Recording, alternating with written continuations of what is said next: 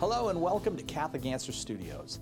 I'm Cy Kellett, the host of Catholic Answers Live, and today, with the long journey of Lent behind us, we dedicate our entire show to a series of conversations about the resurrection of the Lord. At this time of year, the Catholic Church welcomes thousands upon thousands of new members, and to each of you we say a very joyful welcome home. Christ is truly risen, and whatever difficulties may lie ahead, this fact comforts us and urges us on towards the day when we see Him face to face. Our guests today are apologists Tim Staples, Trent Horn, and Jimmy Akin, and they'll delve into questions such as, was Christ's tomb really empty? Is the resurrection a historical fact? And when exactly was the first Easter? We'll be joined also by Catholic Answers President Chris Check for a brief discussion of how a tiny detail in the resurrection narratives sustained the faith of the novelist Graham Greene. Thanks for watching. Enjoy the show. Trent Horn, an Easter consideration for you. If I could actually literally go back in time to say after the resurrection of Jesus, would I really find an empty tomb? Like, is that literally true? Yes, when we speak about the resurrection of Jesus, we're talking about a glorious bodily resurrection from the dead. And this is abundantly clear in the gospel accounts of the resurrection, that Jesus appears to the disciples, he's able to eat food, he has wounds that can be inspected, that Jesus rose, it's not like a spiritual resurrection or something like that, but it is a bodily resurrection from the dead. And that in Jesus' tomb, the tomb itself would be empty, save for some of the burial garments that were placed there. And that it was the resurrection of the body that gave hope to the apostles and to the first Christians that the age of the Messiah has come and that they can look forward to a similar glorious resurrection of their own at the end of time. And we can trust these stories because sometimes you hear the critique that, well, Jesus would have been thrown in a common grave. There wouldn't have been a tomb, all that. How much can we really trust that they're telling the truth about the Gospels? Well, I would first question the assumption that criminals like Jesus would have been buried in a common grave and would not have had tombs. That speculation comes from the New Testament scholar John Dominic Crossan, who takes a very critical and skeptical view of the Gospels themselves. But the only surviving skeleton that we have of a crucifixion victim from the first century was actually discovered in a tomb. It was discovered in a tomb, and we know he was a crucifixion victim. The skeleton, he's been named Yehoanan. He was found outside of the village of Givat Chav Miftar. And so the nail was actually through his ankle bone, stuck in a knot of wood. So that's been preserved there with his body. So even criminals, family members would go and collect the body and try to give them some kind of burial to preserve them with a bone, to preserve them in a bone box of some kind.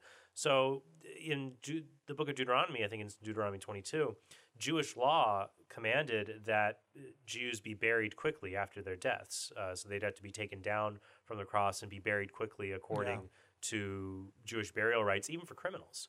So I don't think there's evidence that that's just a supposition. There's no evidence that would have been the standard practice. And it's certainly not unusual for someone like Jesus to have had a tomb. In fact, the fact that the tomb in the Gospels is associated with Joseph of Arimathea, one of the members of the Sanhedrin that killed Jesus, that voted. He didn't vote, but the council voted. Yeah.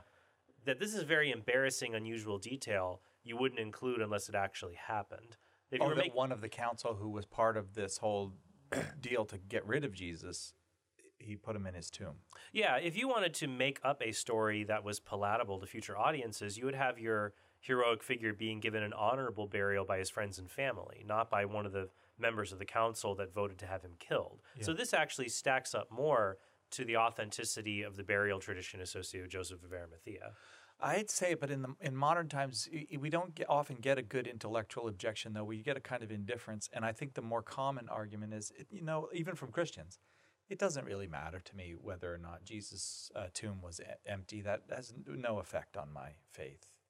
Certainly had an effect on St. Paul. In 1 Corinthians chapter 15, St. Paul very clearly says, if Christ has not been raised, your faith is in vain. And the resurrection he's talking about is a bodily resurrection. Paul was a Pharisee. He believed in the resurrection of the body against the Sadducees. So Paul's very clear. If he's not been raised, there is no resurrection from the dead. There's no point in doing this, that Jesus would have been a failure of a Messiah and not be God incarnate not be vindicated without his resurrection from the dead? So we Catholics can confidently assert in the face of modern skepticism and disinterest, yeah, Jesus got up out of that tomb. He was not there anymore. I would say that is the best explanation of the facts related to the death, burial, and post-resurrection appearances associated with our Lord. Thanks, Trent. No problem.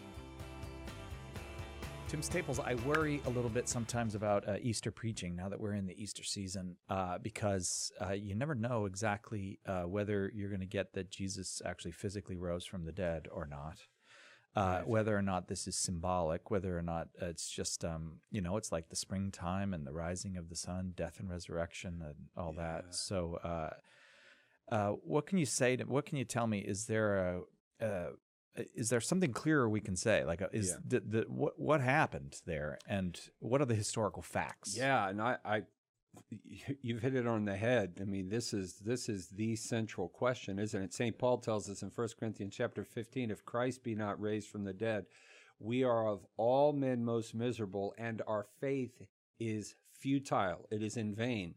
This is not some spiritual resurrection. I remember reading some time back a professor at a university claiming to be a Christian said, if Christ wasn't raised from the dead, it wouldn't affect my faith at all. Well, St. Paul has a little trouble with that because, in fact, everything, and this is really one of the beautiful things about our Catholic Christian faith, is everything revolves around that person 2,000 years ago, right. Jesus Christ. He is the center of everything when it comes to our Catholic Christian faith. And the reason why we mention Pontius Pilate, some folks will ask that question, right?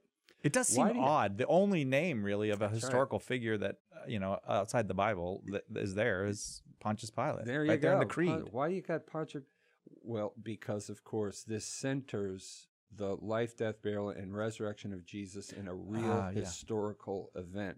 So it's essential that we understand this. This is, in fact, a historical event, so radically so that the Catechism of the Catholic Church would tell us in paragraph 643 that the resurrection is an historical fact. And we have a lot of evidence for that. Okay, so give me some of that evidence. So it's a historical fact then. When we say the resurrection is a historical fact, first of all, we mean the bodily resurrection of Jesus. That's right. His body was there, or his corpse there in the tomb, was not there anymore after the resurrection. That's right. Okay, so and there's many ways that we can look at this. First, let's take a look at the manuscript evidence for the historical veracity of the event. We have an extraordinary text in the books of the Bible, or texts, plural, in the books of the Bible that record the Christ event in this sense. If you look at any other literature of antiquity, we'll just take a couple of examples, Caesar's Gallic Wars or Plato's Republic.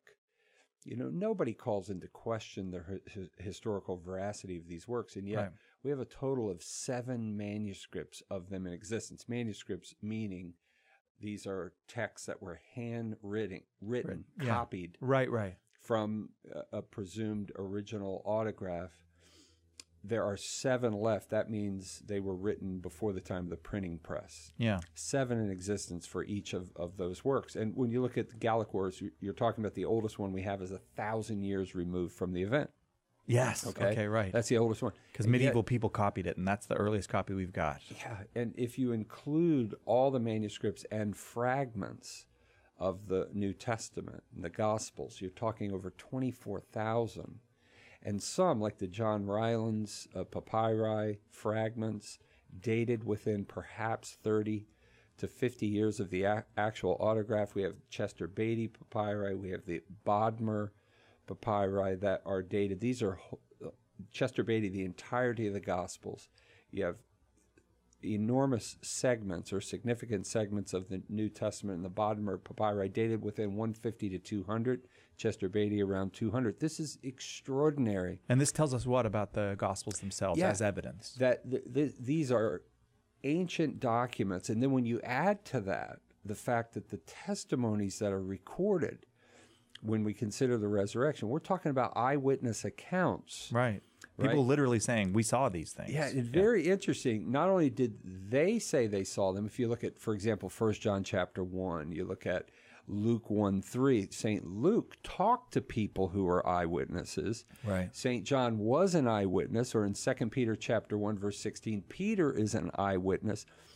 But what's fascinating as well is that when it comes to St. Paul, if you go to Acts chapter 26, for example, he appeals to his listeners. And St. Peter does this as well in Acts chapter 2. He says, you all saw this. Yeah.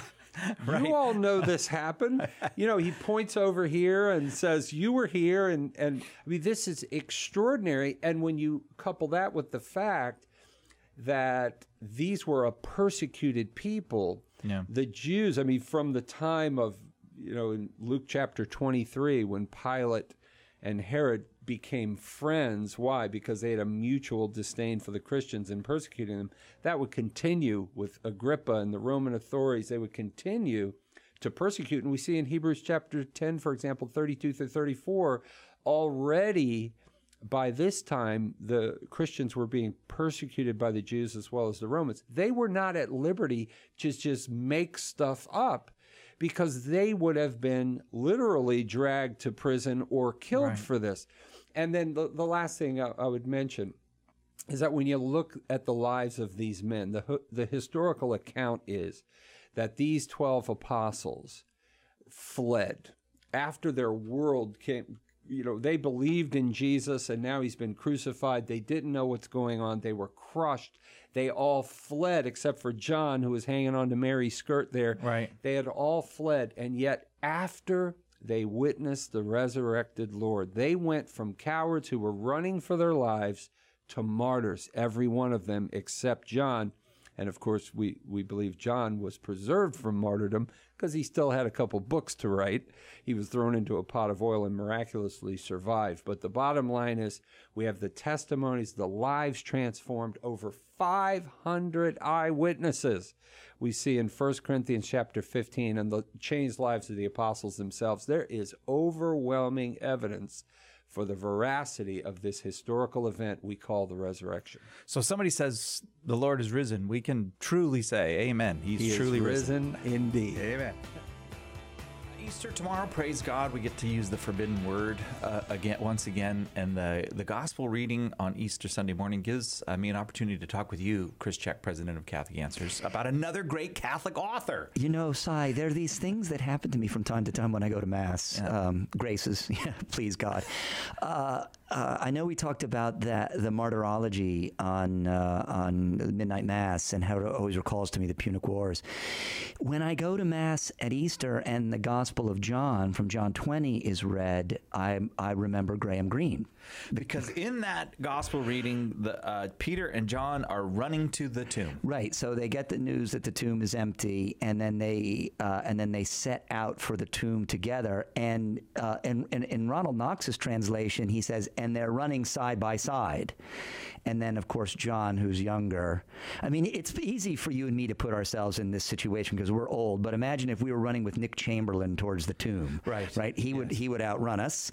Yeah. And I would trip him. That's why I wouldn't be an apostle. But So John gets the tomb first, and then he waits, for Peter, and then Peter goes in first. And late in life, Graham Greene was interviewed, and Greene was a bit of a tortured soul. Actually, I would say very much one. But someone asks him, well, what's your justification for belief? Uh-huh. And Greene says, well, it's that passage in the Gospel of John where Peter and John are running towards the tomb, and they run together, and then John outruns him and gets the tomb first. And he says there's so much detail in there, it sounds like reportage. Yes. Like a journalist. Right. So right. Why would you put all that in? It has to be believable. Yeah. And so now every time I go to Mass, on Easter, I think of Graham Greene, the great Catholic novelist who was a conflicted fellow. Okay, so but you also love Mexico and Graham Greene. I have a particular interest in Greene because of Mexico. I think also these things converge. In 1938, Greene was a convert, and I think he would have described himself as a political conservative. He worked for MI6. In fact, his novel Our Man in Havana was made into a hilarious movie with Alec Guinness. directed by the same guy that did The Third Man, which Greenplay also wrote that screenplay. But anyway, to Mexico. And Guinness also a Catholic. Yes, eventually. Also a convert, right. So in 1938, Greene was working for Longmans, the publisher, and the publisher there at the time, the head of Longmans, was a Catholic who went on to be the editor of The Tablet, which was the big Catholic newspaper well into the 80s before he died. I forget his name. Anyway, he paid for Greene to go down to Mexico, and Greene wrote to look at the persecution of the Catholic Church in Mexico after the Cristero War. So Greene went in 1938, and he wrote an excellent book that I recommend if you can find it, called Lawless Roads. But he also wrote probably his most famous book, The Power and the Glory, and it follows the struggles of the whiskey priest. Right, he's a boozer. He has a girlfriend. In fact, he's a father of a child, and struggling against his own weaknesses, while in the midst of this persecution of the church, struggling to bring the sacraments to the faithful. It's a magnificent story. If you haven't read it. It's not a Donatist story. It's the idea that the sacraments themselves have the power, and even the priesthood itself has a tremendous power, despite the priest's failings. And God uses broken vessels all the time. He does. Yeah. So, what was Greene's take on Mexico, on the whole situation? Well, he reported quite accurately that the church was brutally persecuted, and in fact, the one of the bad guys, one of the antagonists in the book, Power and the Glory, is based on Governor Tomas Canabal, who was from Tabasco, which is the region down near the bottom there, the state very near the bottom of Mexico. And this man was, he was a horrible man. He had a business card that said, Governor Tomas Canabal, the personal enemy of God. My goodness. Wow. so I mean, and he chased all the priests out of his state. And so both those books, from the nonfiction and the fiction side, sometimes I think fiction gives us more insights into the human. In fact, I always think this. Right. It does. Into the human condition. So, Power and the Glory, Graham Greene. Because that's what its job is. Fiction is to pierce the human in a way that no science or discipline can. Absolutely. You get a couple of historians who get close, like Herodotus. Okay, so if I want to, so Graham Greene then, and I love that we spend this time with you talking about Catholic authors. So where should I start with Graham Greene? I would start with The Power and the Glory. Start with The Power and the Glory. And then his other great Catholic novel, also a story of internal struggle, The End of the Affair. But Our Man in Havana is hilarious. It made a great film, like I said. And The Third Man, he wrote the screenplay. That's one of Carl Keating's favorite films. So when you say Greene himself is a conflicted person, conflicted in his faith or trying to live his faith, or yes, there were behaviors in his life that I don't think they're secrets. Questions of fidelity, for example, and they manifest in his work, and then just struggling with faith, right at the core. There was never any in his conversion. It was a very intellectual event. There were no feelings in it, and I think he wanted these. But it was an intellectual ascent, and then he just kind of struggled with that sort of dryness, and then his own shortcomings. Well, the place to end up if you're experiencing that is Hollywood, probably, right? Well, sure. Isn't that where he ended up, Hollywood? Well, I hope he ended up in the arms of his savior. I don't mean ended up in that sense, but he did. He wrote screenplays, right? Yeah, it's funny how many of these guys. We were talking about William Faulkner. I wonder if he ran into Faulkner.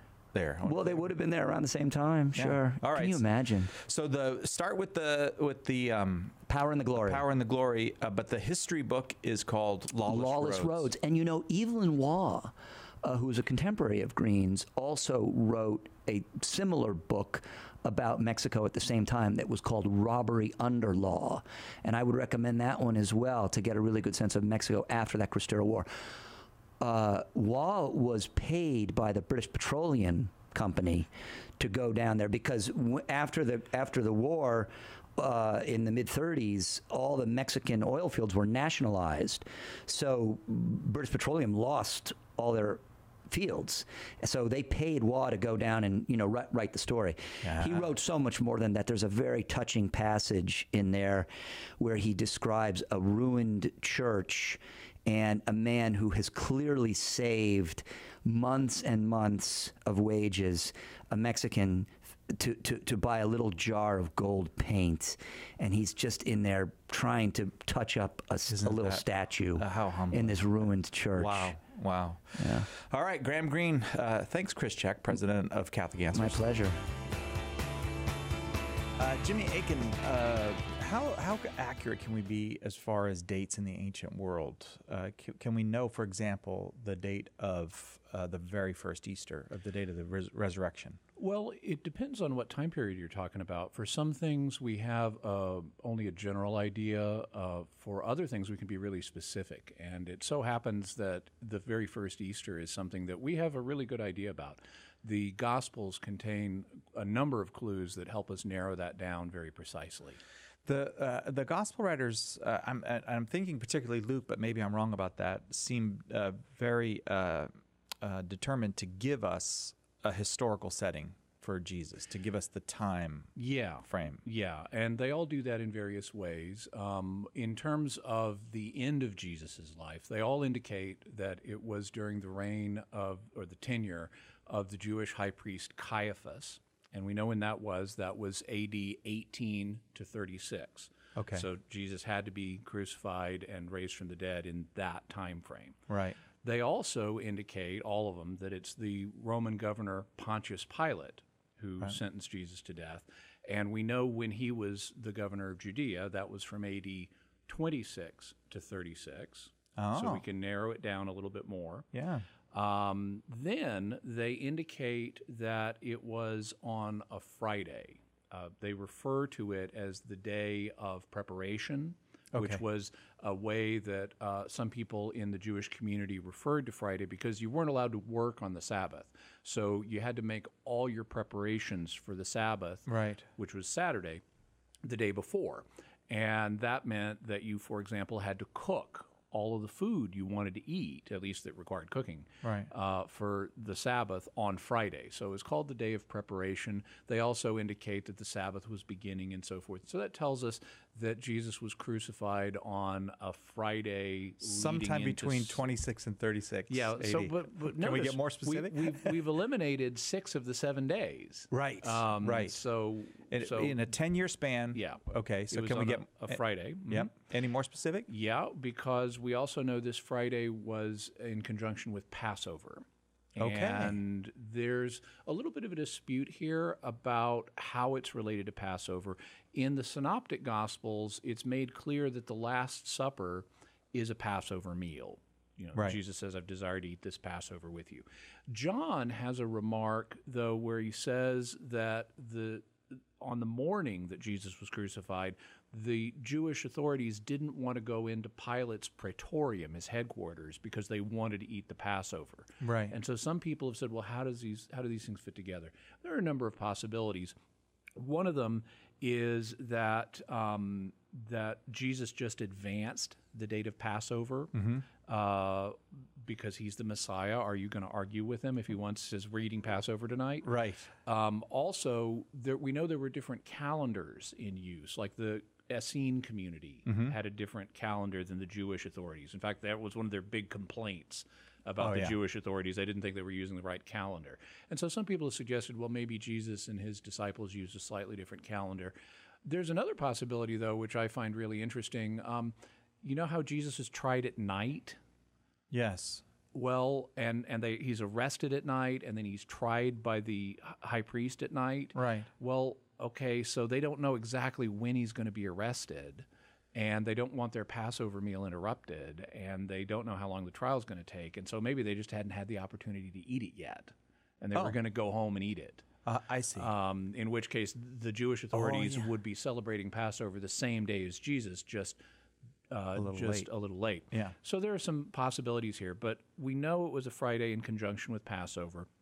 And if you look at the date range between 26 and 36, there are only 2 years that have a Friday Passover. Okay. AD 30 and AD 33.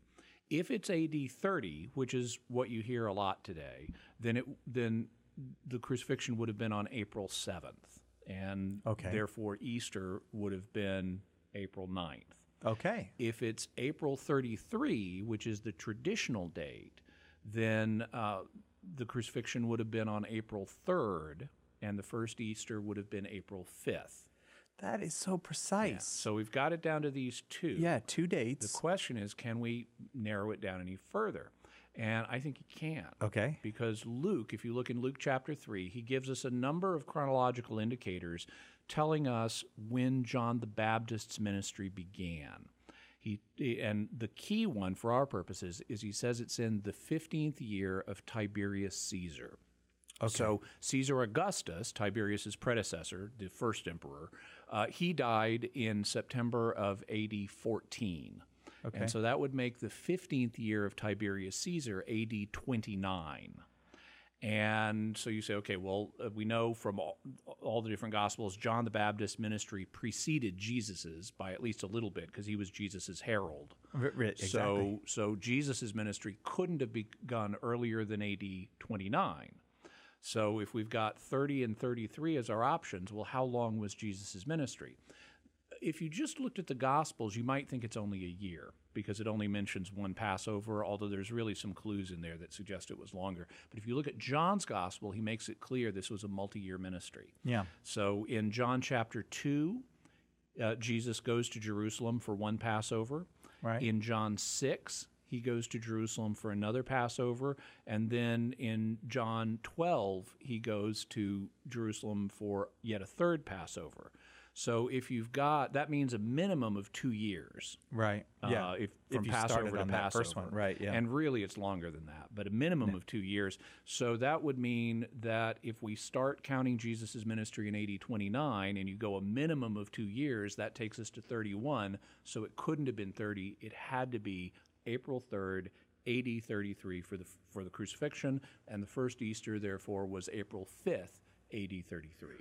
That is a really cool bit of detective work. Yeah, this is the power of math, folks. Thanks for watching Catholic Answers Live TV. Join us each weekday from 3 to 5 Pacific and 6 to 8 Eastern for our live radio broadcast on EWTN Radio. Or join us on the EWTN app. Find more videos and live streams on our YouTube channel at youtube.com/CatholicCom. Or find us on Facebook simply by searching Catholic Answers. Jesus Christ is the light of the nations, and we'll see you next week on Catholic Answers Live TV.